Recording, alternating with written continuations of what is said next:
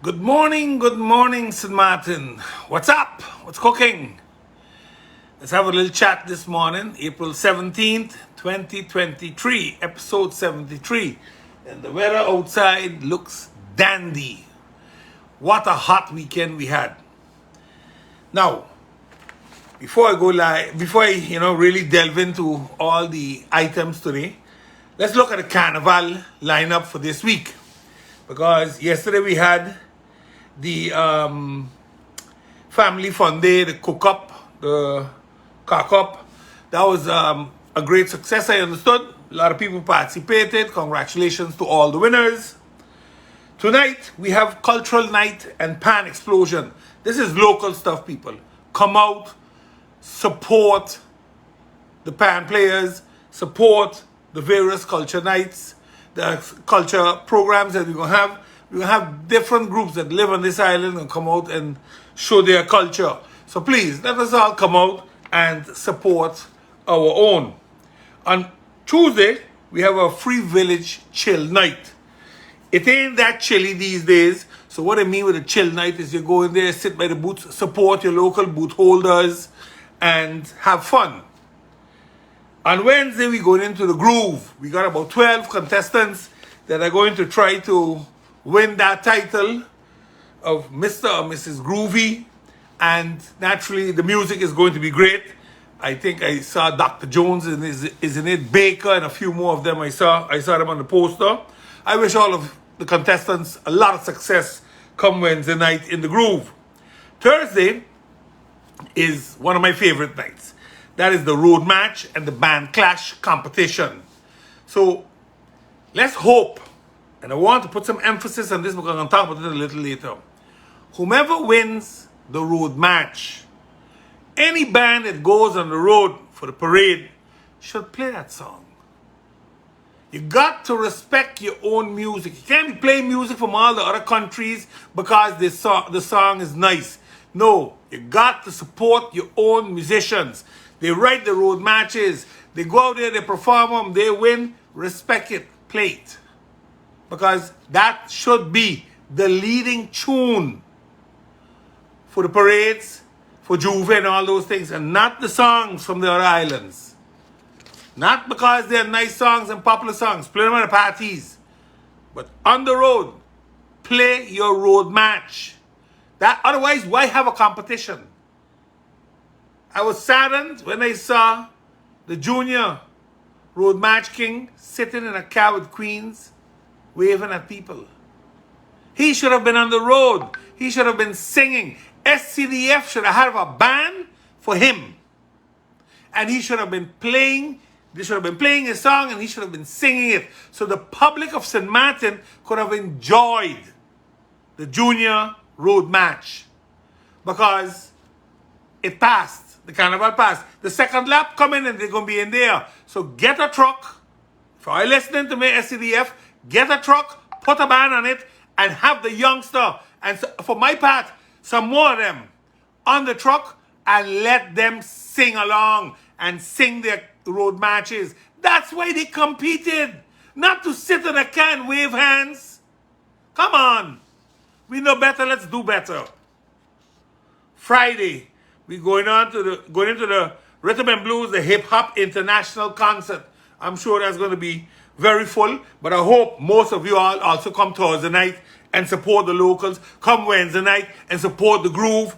Tuesday night, chill at home or chill in the village, but support your booth holders. We got some of them also down there on the how you call it now? Oh God, Landfill Road, Nisbet Road. Come out there, support them too, All of them are part of this carnival. Saturday, we're going to go into the Caribbean Flag Fest. Now that should be something spectacular because every year Flag Fest is really good. Sunday, we're going into Bacchanal Sunday. So I don't know who all performing there.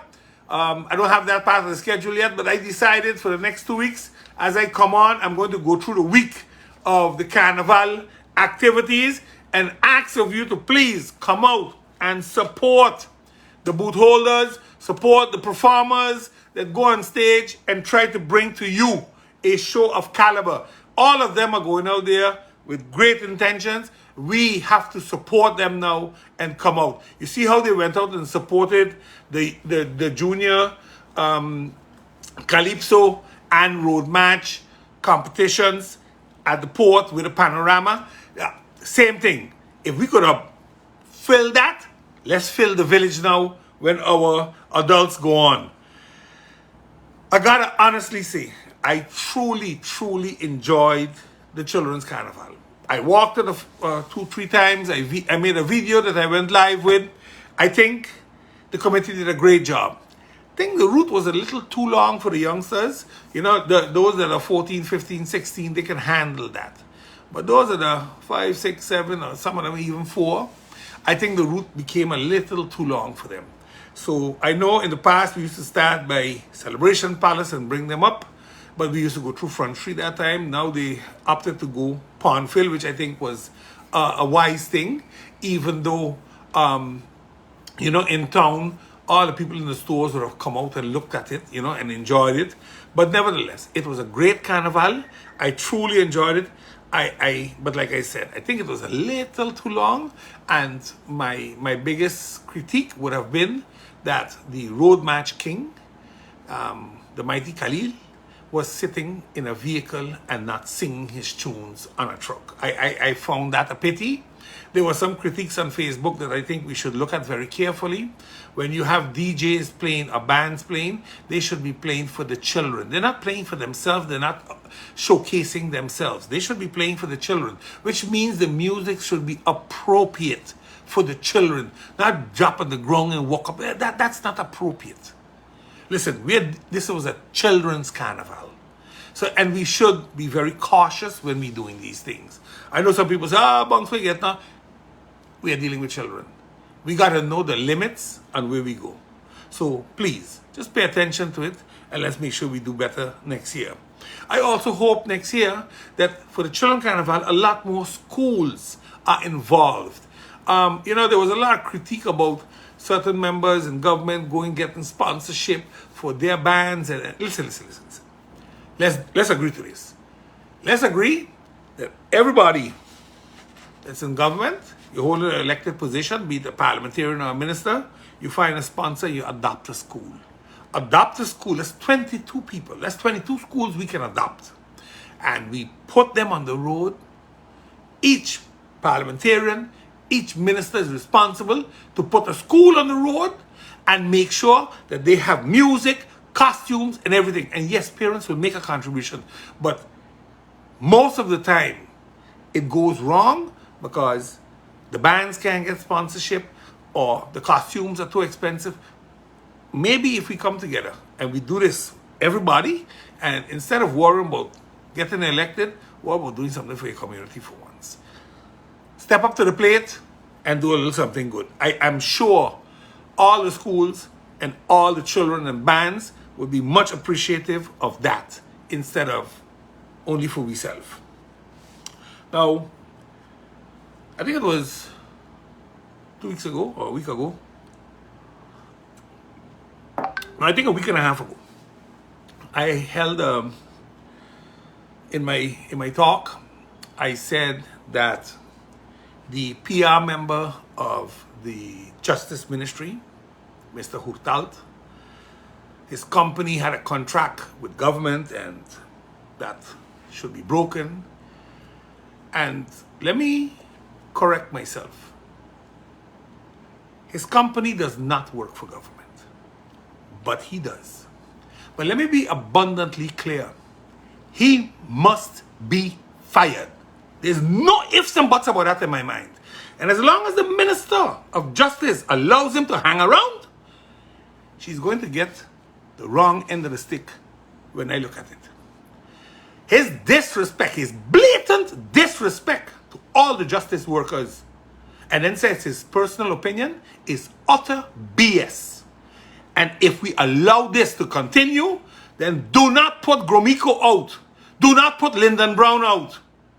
Don't put him out of the press briefings then anymore.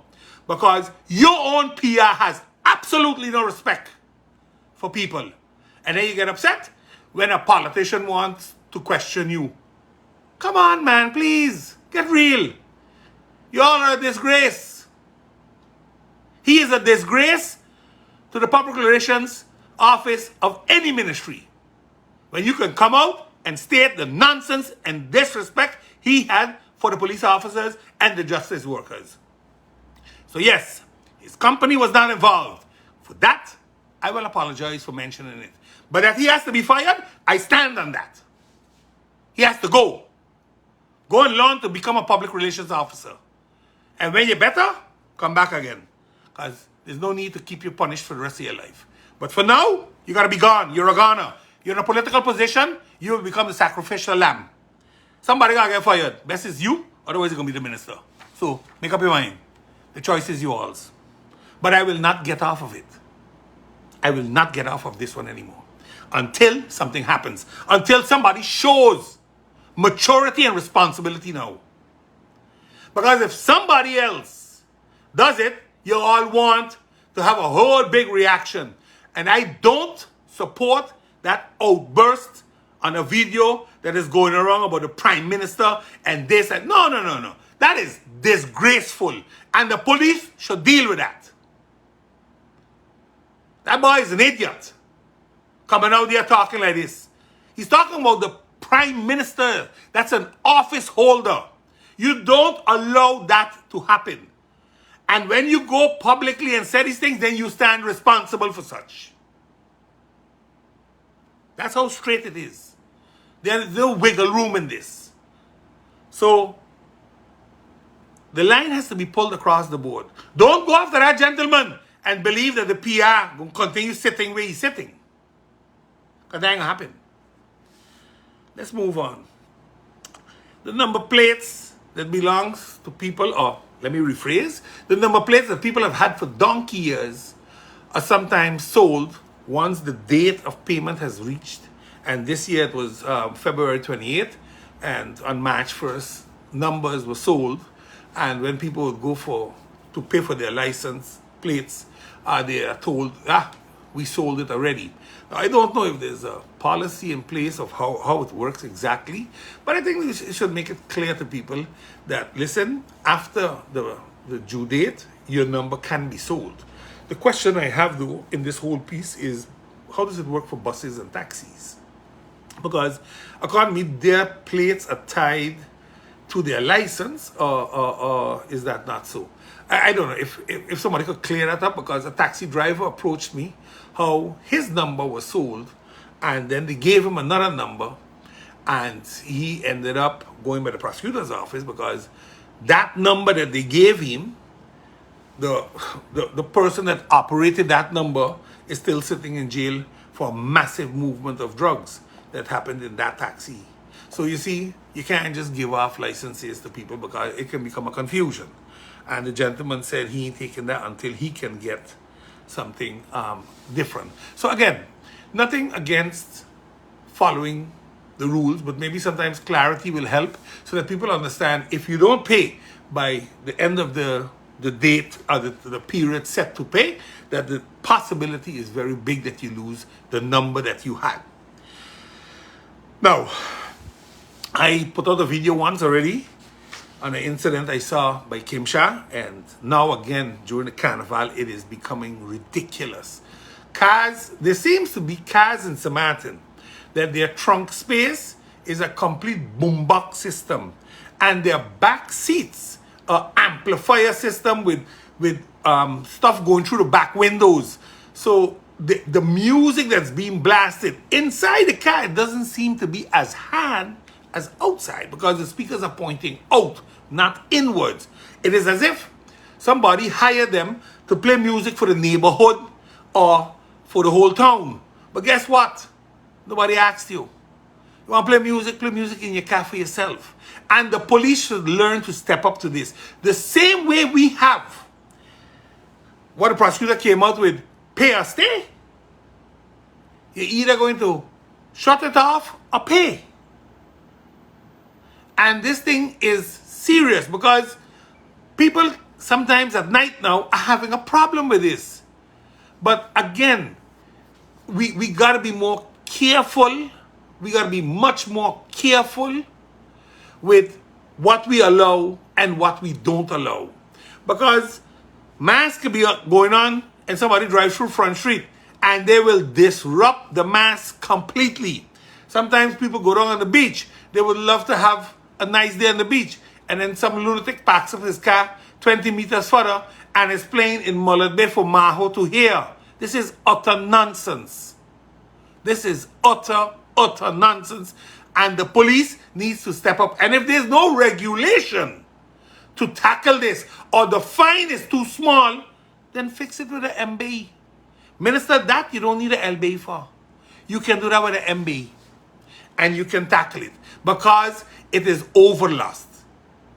And that is already regulated in the law. So let's try to do something positive.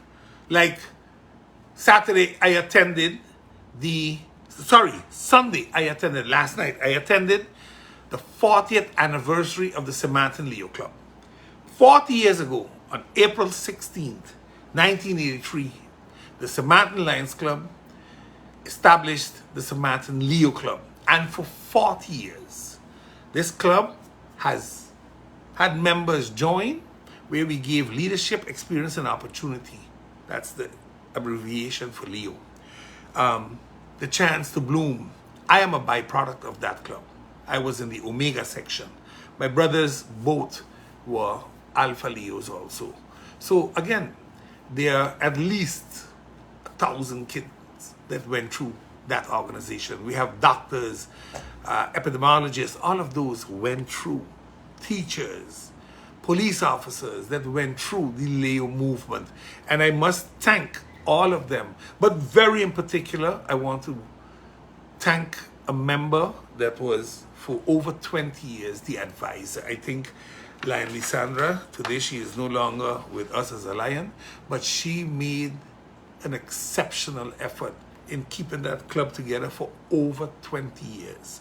So half the time, she was the big lady running that club and getting those youngsters involved in volunteerism, humanity, care for humanity. Thank you all very much, Leos, former Leos, present Leos, future Leos. Thank you all very much. Now, again, talking about Carnival a little bit, I noticed that on, where was it now? Saturday, we had the Children's Carnival. And after the parade, everybody came in the village. And that was so nice because I left there about 10 o'clock at night. And it was still full. Parents there with their kids, It was a nice atmosphere, family atmosphere. And then Sunday they went into the splash. They had a bunch of pools there and all that fun day. I mean, it was really nice. So far, the carnival has been very, very nice. So I try to put all the nice things in the beginning because, as we go down, things will get a little rougher. Like the Dutch Quarter sewage. What gonna happen there? When it gonna happen? Because I saw some videos yesterday. A gentleman walked up to me. I was in the village, giving Telem a chance here to set up all the internet. And this gentleman showed me some things and he says, wow, look at the sewage, Bancampo. After you left, they didn't do nothing there anymore and it's still running down the road. This was a project that EDF funded. And the project came to an abrupt because of a court case between the contractor and the government. I think the contractor took the government to courts in the Netherlands now also for not working it the way it should work. But look, the problem is this. The people in Dutch Quarter are the ones suffering. That's where the sewage running. They ain't running in Saga Garden. They ain't running in St. John's. They ain't running in Phillipsburg. They ain't running in Mid-Region. It's running in Dutch Quarter. So those that live there can tell you that story. They can tell you the scent they have to go through every day. Not sometimes, every day. Because the main line is not operationally correct. The plant is not operationally down in Dutch Quarter, which means all the houses that were connected to those lines are creating a serious problem.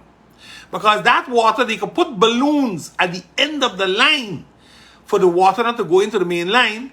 But guess what? They're going to come up in all those pits or you're building the roads. So certain pits is not green anymore, it's turned black. Some of them are white now.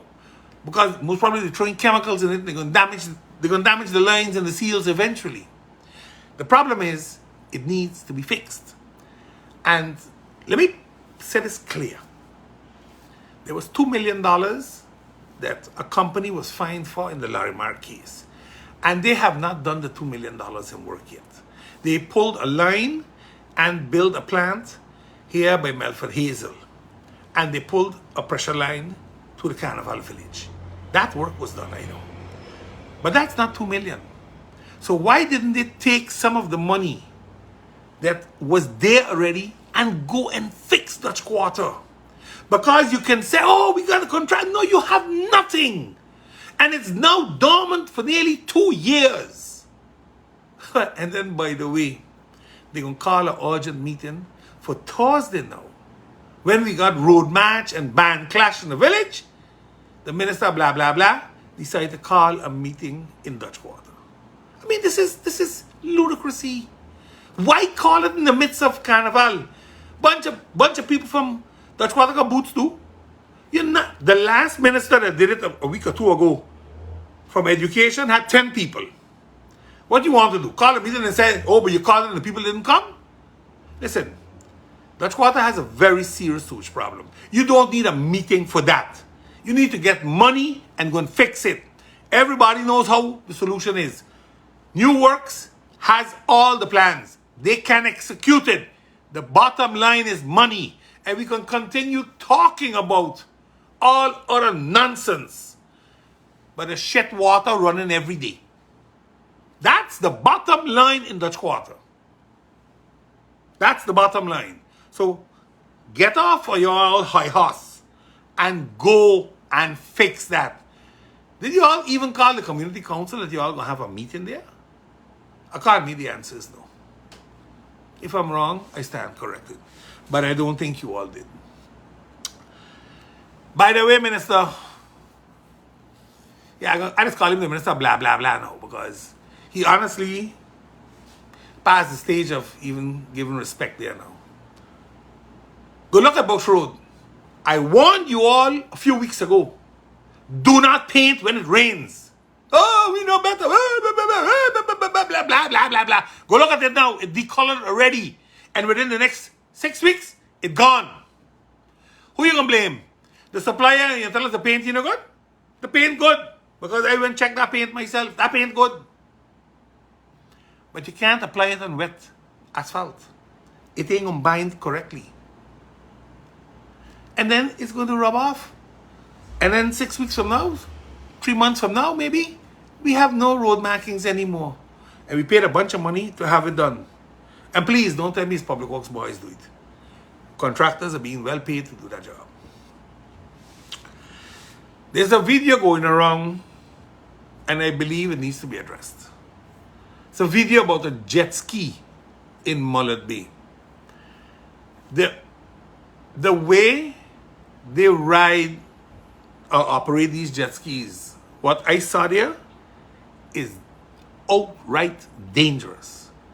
Accidents happen very fast. He falls off, jet ski flies through, and bam, hits somebody in the head, a child, and they're dead or they're seriously injured. For what? To show us that you can be a jackass and try to maneuver a jet ski close to shore?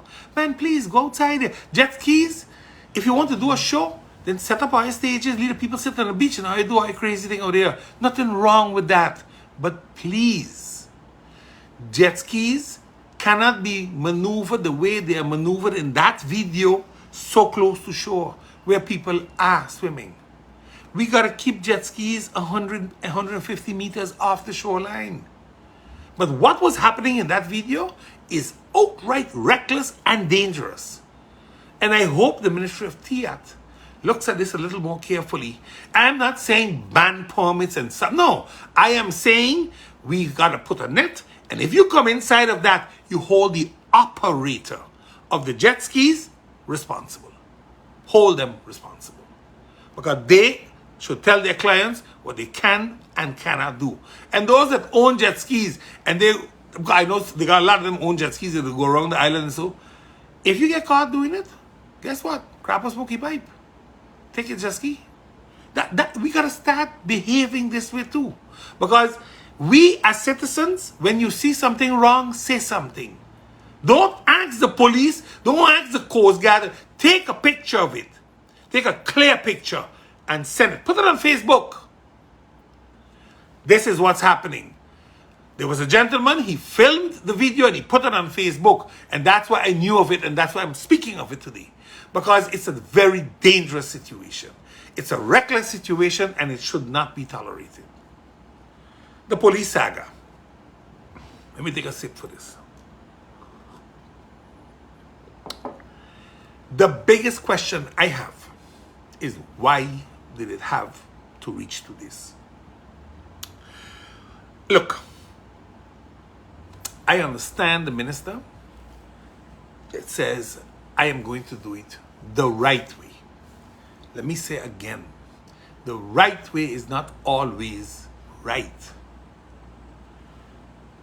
When the right way is taking so long that you have police officers sleeping in cars or don't have ends, can't make ends meet, then the right way is not right anymore.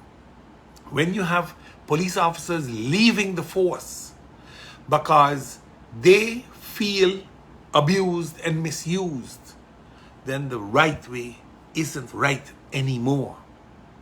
You got to understand that just like how we were able to implement solidarity laws and cut 12.5% and cut 25% and cut 20% in the normal workers out there, so in the business community, to be able to get aid, because we make laws and we pass them very fast. The same way, we could have made laws and said for a defined period instead of an undefined period. We could have had a defined period that within a year or two, whatever you needed, minister, we would then have had this finished. But in the meantime, I will give you so much money. Because if in 2020 or December, November 2019, we knew what 50% was, then we could have known now what 25 or what 50% would have been of that 50%. That stayed over. And you'd have made the adjustments at the end. And I don't think that in 2020 we didn't know averagely, quite reasonably, what we owed people. So to come now and say, oh, we didn't know this and oh, we didn't know that, oh, human resources wasn't no good, that's all nice and well, you know. But that don't fly no more. People are sick and tired. Nobody trusts government. This is one of the principal reasons why the police really stood to their mark and said, no way, pay us or move on. And threatening people when they're standing up for their rights is not the way to actually go. That's not the best way to go. But again, I am happy that we have reached where we are today. I saw the Prime Minister on Saturday and I gave her my congratulations. I was very happy that she stepped in because this was going to be a drawn-out fight between the Minister of Justice and the unions, especially the NAPB and the APFO. The WICSU took a different approach. They said they see it a little different, and I respect all unions. I respect their visions. I don't agree with the divisions because they show weakness, but that's my personal opinion. I believe united we stand, divided we fall. And unions should never turn their backs on each other. No matter what happens, you don't turn your back on each other. Not in public. You all fight it out in a closed session. But okay, session passé. Now, we got to bring it home. Now we have to finish it. Now we got to make sure that by the end of this week, people have been paid and we move on. We move on from there. Will it be finished? No, it won't. But the goodwill payment must come. It must now come. Because if it doesn't come, then we are going to be back in a very awkward position on Saturday. And that's the last thing this country needs. Safety and security is everybody's concern. Not only the Minister of Justice, not only the Prime Minister, not only parliamentarians when it's convenient. It's everybody's concern. Police officers, immigration workers, prison workers, they're all human beings. Customs, reclassering, how you call those the child advocates, court of guardianship, all of these people are justice workers. All of them have families. All of them have needs, just like you and me. So understand their fight well. Don't just complain and say, oh, look at the police get done. When the police put their lives on the line every day when they suit up, they don't do that for the money alone. They do it for the love of country. Don't fool yourself. When a nurse takes care of you in the hospital, she don't only do it for the paycheck. She does it for the love of mankind. When a teacher teaches a child in school, they don't only do it for the paycheck. They do it for the love of the child and the country. So please, respect them and their needs also. Because they do have them. They honestly have needs. I've spoken to many officers over the past 6 to 8 months when this was really heating up unnecessarily. And there were situations that I will not talk about in my shows, but that were, honest to God, not something that you wish on any human being. So please, let us not pretend that everything is rosy, because it is not rosy. These people need to be taken care of. I have personally the utmost respect for the police and the justice workers. I've always had it. I will always keep it. I might not agree with everything they do or what they say, but you know what? The world is a dynamic place. Everybody have their opinions. When you say something, stand by it. When you say something, mean it. Really do that. And that will help us then, getting out of these things. The problem I realized that really caught this whole issue is time management. This is not a problem that one group can do. This is a problem where more people have to be brought in. Not 5 people trying to fix 700 plus employees paper. Other ministries, I am sure, have people that might have been able to help. You see, the 4 Ds of time management is do, defer, delegate, or drop. Now, you can't drop it because you got to do it. The defer, the delay, is what caused this big problem. Because they want to do it. They really want it. The minister wants to do this. There is nobody more genuine, in my opinion, that wants to do this. But the minister's biggest mistake was not delegating it. Not delegating it maybe the right way. Let me say it that way. Because had it been delegated, and was this team a 20, 25-man team, we wouldn't be having this discussion today. We wouldn't. Over the Easter weekend, a handful of people working themselves to death, trying to get things done. And yes, I understand that the pressure was there, but that didn't justify the PR officer to come out and rant and rave like an idiot. You understand, Minister? Delegation is a critical thing in time management and in leadership. It's critical. Just food for thought. I don't want to disrespect nobody. I don't want to tell them they don't know what they're doing. But I do believe when I look at it from the outside, that those are the things that I see. Our landfill. Now, you might ask me, what landfill got to do with this today? It's not about what it has to do with it. It's what's happening there. The landfill ain't going no place. Clearly it ain't going no place. And government has this smoke screen about, oh, we're doing this and oh, we're doing that. Let me be honest with you all. I've worked the landfill for at least 24 years. At least. I've seen it grow and grow. And every year You asked for more money. They told you the landfill is not a problem. You don't need more money. So we used to have about 2.5 million guilders a year, and we had to fend with that to make sure that the landfill stayed intact and was done picture perfect. Cannot work. It doesn't work. You couldn't do nothing other than compact it, throw dirt on it. Compact it, throw dirt on it. Fire break out the fire, and move on. Today, millions has been dumped into moving people away from the landfill because it's a danger. 14 million, I understood, or 12 to 14 million was paid to move the people.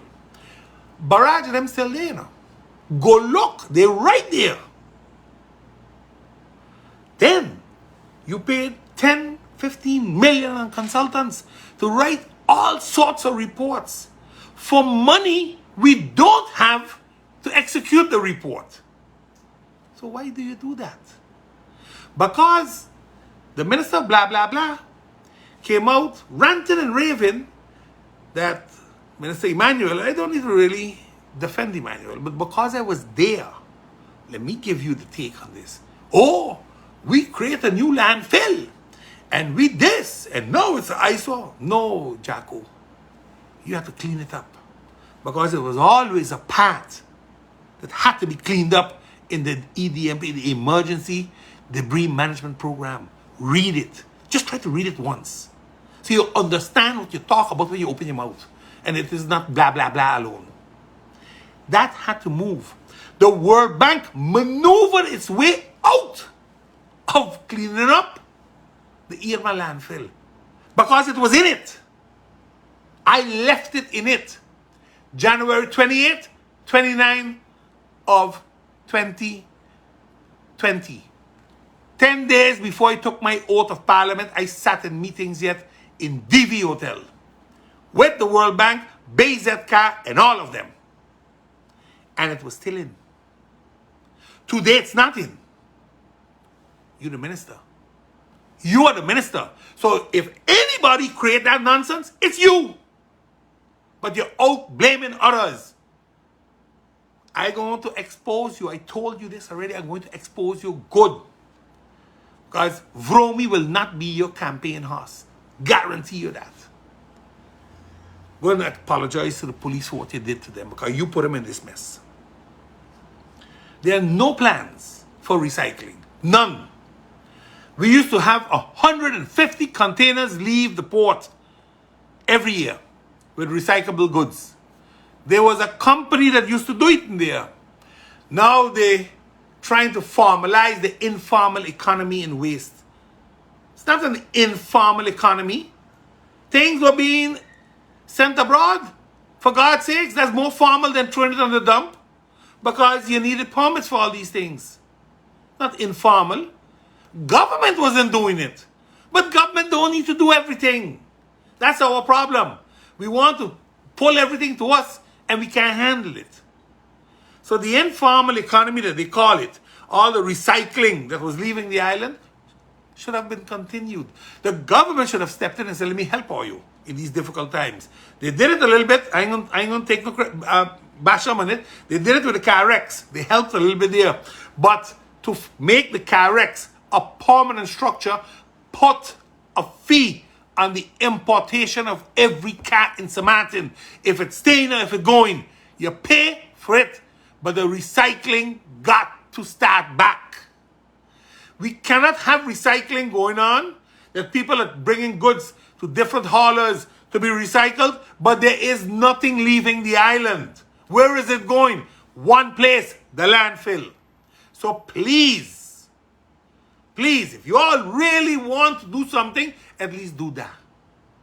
Because the waste of energy, you all ain't gonna do it. Because the plans of the World Bank are not funded with the 60 million that you all said you're going to get. Because the plans of the World Bank calls for 120 million to be invested with a partner into waste energy. In the past, the same NA government approved one in December 2017. But when the new government came in, the Leona Marlin government, they threw it out in October 2018. So please, the history is there, and I know it well because I was part of it. Again, we need to do things better. We are not doing them, but we're speaking about doing them. The district cleaning contracts. Now, I'm not going to dive into everything. I just want to put a few things factual because there's one critical thing that's bothering me. That PFP has launched criticism is well-founded. They read the confidential documents, and I don't know why we call it confidential. It's a damn public tender, for God's sakes. Public tender. So every information is public. You bring it in, it's going to be reviewed. The information they brought in is not private or confidential information. It's not. We pretend it is, but it's not. We do that when we want to cover, because when I did a tender, anybody wanted insight could have come in the office and they would see it. We would show them what was wrong. We don't tell it to them. We call them in and we show them what's wrong. And there was a reason for that. That is to prevent all kind of small talk going on outside. Now, the advice, according to what I understood from the PFP article, is that it's not in conformity with the SOB findings. Now, SOB did not write an advice. Let me say this publicly very clear. SOB did not write an advice, because that's how they're trying to hide behind it right now. Oh, but SOB, no. SOB looked at it and gave an opinion. An opinion is not an advice. An opinion is not an advice. Don't confuse the two. Please, we are big people. Don't confuse them. My concern is the national decree. Why is that my concern? Since 2010, October 2010, when we became country St. Maarten, any contractual agreement that was made below 50,000, the minister will be able to sign it. Anyone. Publicly tendered or not. Anyone. Any agreement above 50,000, the minister cannot sign it because he must be mandated by national decree to sign it. That seems to have suddenly changed. With the district cleaning contracts now, oh no, the minister don't need to sign nothing. The governor needs to sign no national decree to mandate the minister. I don't know where it's coming from, but I'll tell you this much. It is the same minister, blah, blah, blah, under Governor Holiday, had a national decree to sign off the garbage collection contracts. Now it's the same minister again, under Governor Ajumi Bailey, that is saying, well, we don't need no decree. We don't need no decree at all. So it seems that either the former governor had no clue what he was doing, or abused his powers, or something is dead wrong right now with what's happening here. Because any contract between the government and any other entity is regulated by law. And the mandaatregeling says who can sign and who can't sign. And for 50,000 and up, the mandaatregeling that I saw said that it is the minister and the council of ministers. So what happens, they took that mandate regulation, and on Thursday, March 16th, I think it was, they passed it in the Com, and on Friday, March 17th, the minister signed the contracts and says, I don't need a governor. The mandate regulation says I don't need it. And I really am asking myself, where are you getting this from? And again, let me say it clearly. SOAB did not give an advice. They gave an opinion. Be careful the road we walking now. Because I know with all these complaints and SOB doing what they are doing, they need to realize that an investigation will come from the ombudsman. It's going to come. There's no ifs and buts about that anymore. And when that comes, I sincerely hope, the ombudsman looks at this national decree situation very, very cautiously. And the reason I say so is that in the past, works that was sent to the governor was sent back, and they didn't agree with this and they didn't agree with that. And I'm saying, but hold on. If those days it was done so, since we are a country with 10-10-10, what changed? Because I left in 2020 and nothing had changed. So what changed between 2020 and now that we don't need a national decree for a minister to go into contracts for millions and for years? Something is dead wrong. And the government hasn't said a word, and that's what's bothering me. Because if there's no need to do it, then show the law and say why you have this agreement. Because you're going to see a bunch of other contracts will come up and they go send them to the governor just now. But why not this one? Why not this one? You see, we got to be careful when we pretend to know what we're doing, but we don't really know what we're doing. Because there can come a time that the questions are going to come. Because I cannot accept that all the former ministers of finance, all the former ministers of TIAT, of ROMI, of VSA, even of education, had no clue how it worked. And everybody sent it to the governor, and the LBAs came back, and everybody signed, and the contracts were granted, and blah, and we move on. And now suddenly, it's not needed. The law doesn't say that. This is craziness. This is what has caused serious problems on the road, brother. Mark my words. I am telling you all, if the governor, who by constitution is part of the government, who's chairman of the Council of Advice, I cannot comprehend that he doesn't check the advices that the government makes to go into contracts. He was the checks and balance. When you don't agree with it, he had to send it to Holland. He couldn't hold it back. He had to send it to Holland for vernietiging, for destruction, destroying. So that Holland would then say, no, the advice can't go on.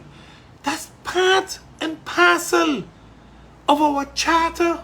That's why the governor has a role in the charter and in this country. And then we come and talk, oh no, we don't need it. The law changed. Well, we never needed it. So, Maarten must have had lunatics for 12 years. I don't believe that. I believe that a blunder has been made here, and this blunder gonna have to be fixed. And how you fix that? That's a different story. Or are we missing something altogether? Or is there something bigger going on?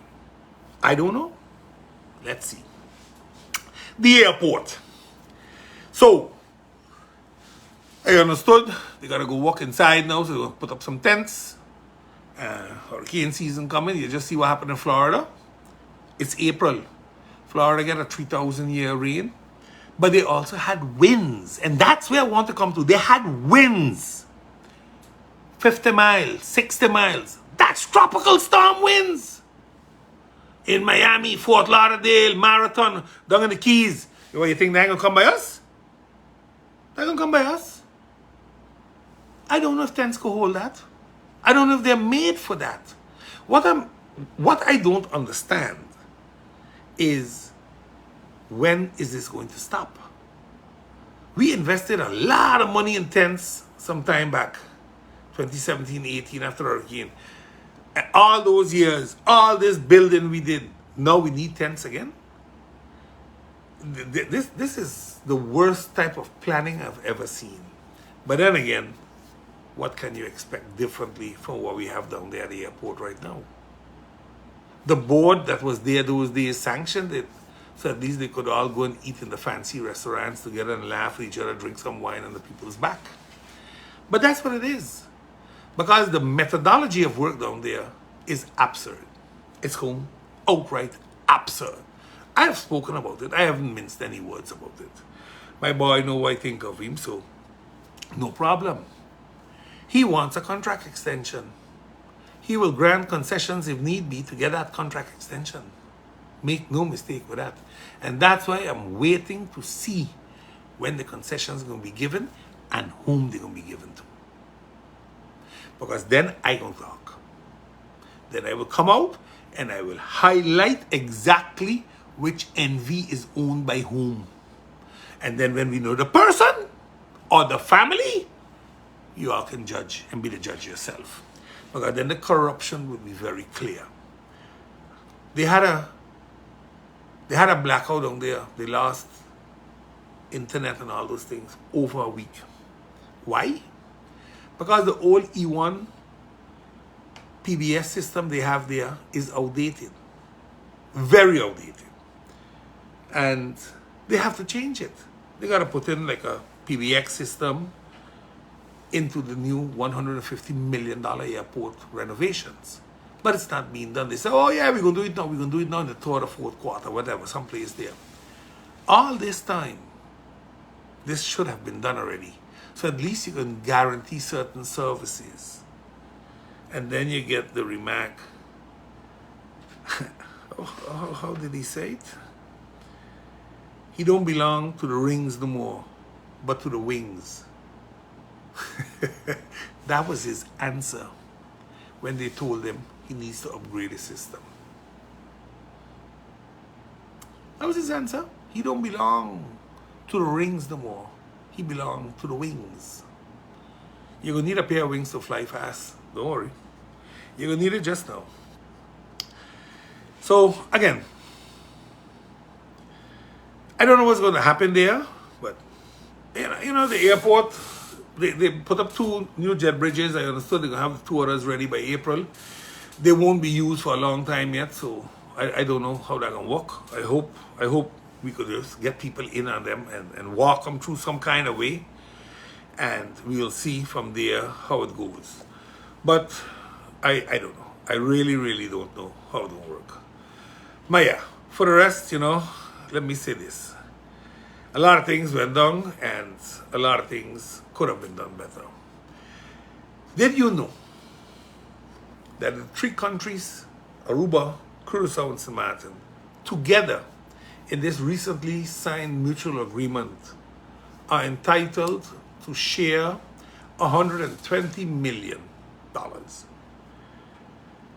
And that would be about, I say $120 million, because the euro and the dollar, they close each other.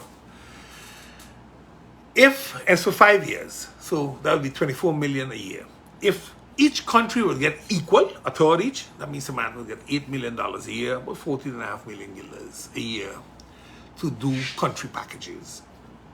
Sounds like a little bit, but I think it is reasonably, it will help a lot.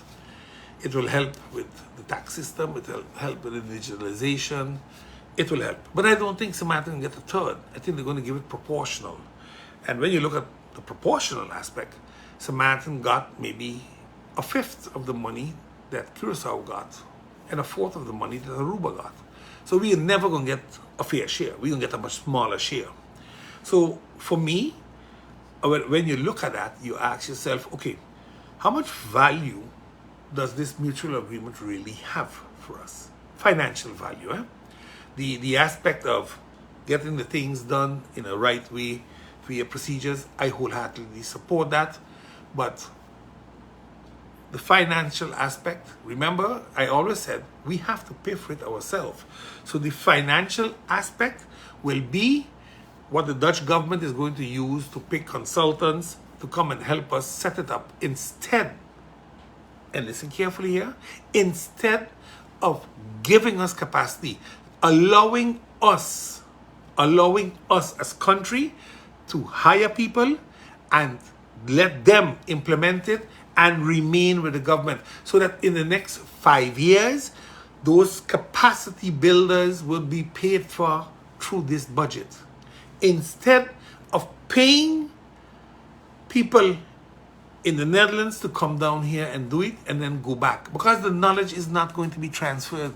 Believe you me, all the technical assistances, it never yields the results you want. So hire people, pay them, put them to work, give them a fixed job in government, and I'm sure a lot of people that are living in Holland, once they know they have a secure job, might reconsider coming down and helping their country. I'm not saying it's going to work overnight, but please consider that approach instead of only consultants and so.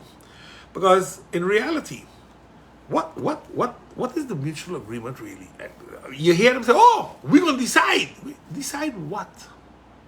The country packages are decided on already. The implementation papers and schedules have been decided upon already. What are you talking about? You're going to decide. Decide what? The TWO comes out and tells this country when they're rolling out what? Not the government. But we decided. Deciding what? And P. Westcott was right to ridicule you all a little bit. And at the same time have some serious concerns. Because at the end of the day, we don't know if we have a pig in the blanket or a pig in the basket. We have no clue. No clue. But I'll tell you this much. We have always learned this in St. Maarten. We betaalt. Whomever's paying will make the decisions. And since we ain't paying, I don't think we're going to decide. But time will tell with that. The second chamber in the Netherlands, a few members, sent a letter to the State Secretary with grave concerns about the prison. And they have 136 people walking around St. Maarten that should be in jail. They're waiting on their chance to go to jail. So it's very important that we get this jail built. What's the status? And you know, during the calamity we had here, the man-made disaster we had here, remember it was the Minister of Justice that jumped on a plane to go to Denmark to stand in the picture when the Prime Minister signed the document with UNOPS as the representative of the country.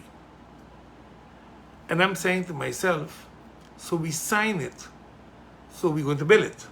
The problem is, do we have the money to build it? And yes, we put in our capital expenses monies that we're going to give to the prison to build. But that's not all the money. That means you're going to take a loan this year to pay 20 or 30 million. And the Dutch gave an X amount of money. But will that be enough?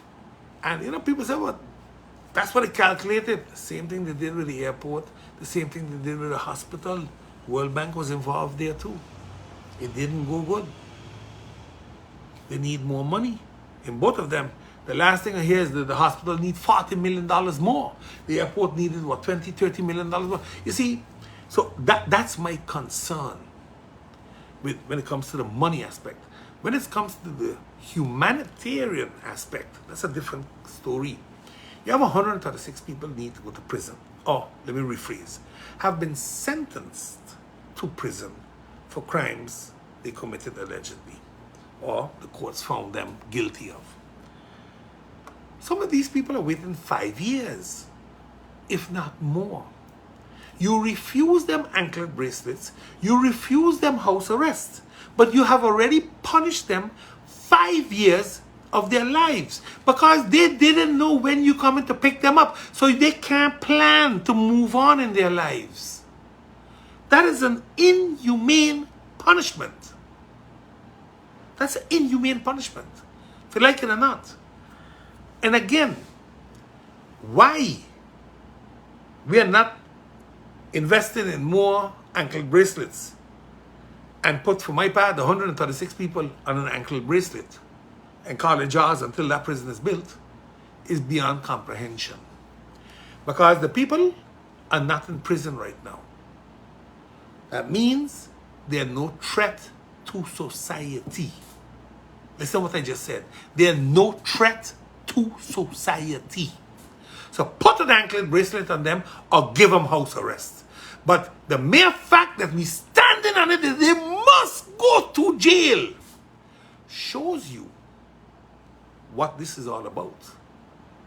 This is about destroying the people's lives. Yes, they made a mistake, but you also have them on a limbo line for 5 years or more in some cases, and nothing is being said about it. Oh, we can't this. Oh, come on, come on. The prosecutor's office can get better than this. These are human beings we're talking about. They made a mistake. Yes, they did. But you cannot keep them on the line like this. This is crazy. This too is where human rights courts I would love to read their verdict. I'd really love to read it. I read one there, a verdict in Aruba from the politician Benny C. Finger. They had asked 5 years for this minister. They say he did some hanky-panky with land. And they flew in a Dutch judge to deal with this case. They didn't want no local judges involved. It went from 5 years to 6 months with 3 years with half-written probation. Only God could explain you how that has worked. 5 years was demanded by the prosecutor. The man gets 6 months. Do you understand what I'm trying to tell you? The judge didn't find it warranted. Didn't even find it proven. He said that the minister should have known better though, because what he did was wrong in the sense that the donations made to his foundation, the political foundation I believe it was, from businesses were a bribe. And for that, he got 6 months. How much I get? Top 2. You see the norm? We're supposed to have the same law. We're supposed to have the same type of laws. 6 months, 32 months. And you tell me justice is normal in the Caribbean? This is the biggest joke we have. And we call it the rule of law. I call it the rule of joke. Because it can't be serious. That sentence shows you that certain judges are here upon instruction. And this is a problem. We need to get our own judges. If we don't do that, we will never fix this. But again, like I said, it is what it is, and I'm not going to cry about it, but it's unfortunate. But if we would take those 136 people, put an ankle bracelet on them, we will save $150, I think it is by now, per day, per prisoner. These are not criminals that are going to harm the society. Otherwise, they would have been put away. You ain't gonna killers and rapists and all them walking around. We gotta put them away. Those that make a place for them. So again, solve this problem now. Don't need to wait and let it linger unnecessary. High airline prices and the limited flights are going to harm our tourism product this summer, says the Maarten Timeshare Association.